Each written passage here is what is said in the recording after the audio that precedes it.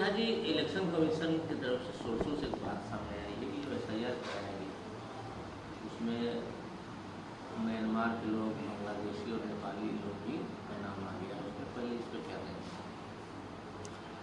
Election commission एक स्वायत्त संस्था है और उनकी काम करने की एक पद्धति है।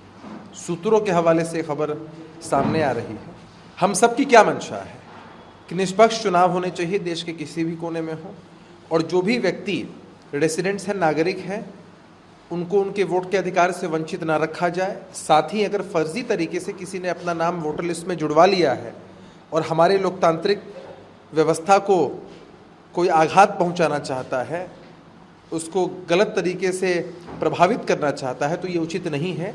हमें लगता है कि इलेक्शन कमीशन के लोग सक्षम हैं इस पूरे मसले को देखने के लिए। इसी सूत्र को तो नेता विरोधी दल मूत्र बता रहे हैं, इसी सूत्र को मूत्र समझता है। जिन्होंने इस्लामाबाद, कराची पर कब्जा करा दिया, क्या कहना चाहते हैं? आदरणीय तेजस्वी यादव जी, यूं तो एक ऐसी घटिया राजनीतिक विरासत के सूत्रधार खुद हैं जहां भाषाई मर्यादा का कोई मोल नहीं है।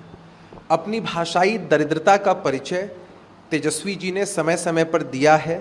राजनीतिक कुसंस्कारों का परिचय समय समय पर दिया है। ये बताया है कि जब अंदर से बौखला जाते हैं और सामने हार दिखाई पड़ती है तो शब्दों के चयन में पूरी तरीके से गड़बड़ा जाते हैं और इतने घटिया शब्दों का इस्तेमाल करते हैं।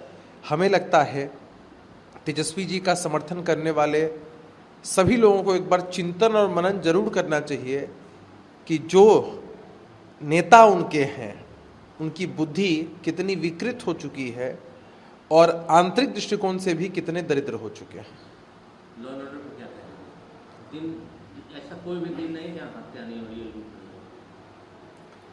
विश्व का ऐसा कोई कोना नहीं है जो अपराध मुक्त हो, और किसी प्रदेश की आप अगर बात करेंगे, एनसीआरबी के डेटा उठाएंगे, किसी प्रदेश के सीआरबी के डेटा उठाएंगे, तो हर प्रदेश में हर रोज़ हत्याएं होती हैं।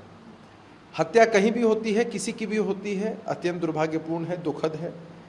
सरकार हमारी है, प्रशासनिक महकमे की तरफ से त्वरित कार्रवाई की जाती है। हम जवाबदेही से पीछे हटने की बात नहीं करते हैं, लेकिन सरकार के इकबाल और मंशा पर सवाल उठाना गलत है। यहाँ सत्ता संपोषित और सत्ता संरक्षित अपराध नहीं होते हैं। क्राइम और क्रिमिनल्स के साथ नो कॉम्प्रोमाइज की नीति है। आप एश्योर करते हैं यहाँ की जनता को? आप खुद जाकर सर्वे कर लीजिए। अपवाद को आप संवाद के कारण नहीं बना सकते हैं।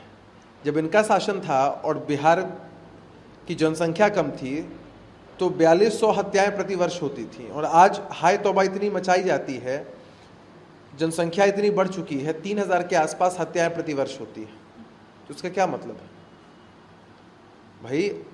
हत्याओं में अगर पॉपुलेशन के हिसाब से देखें तो कमी आई है। एक गलत नैरेटिव सेट करने का प्रयास किया जा रहा है। आप भी अपने घर से निकलकर 12 बजे रात को मरीन ड्राइव जाने में 1% भी हिचकते नहीं होंगे।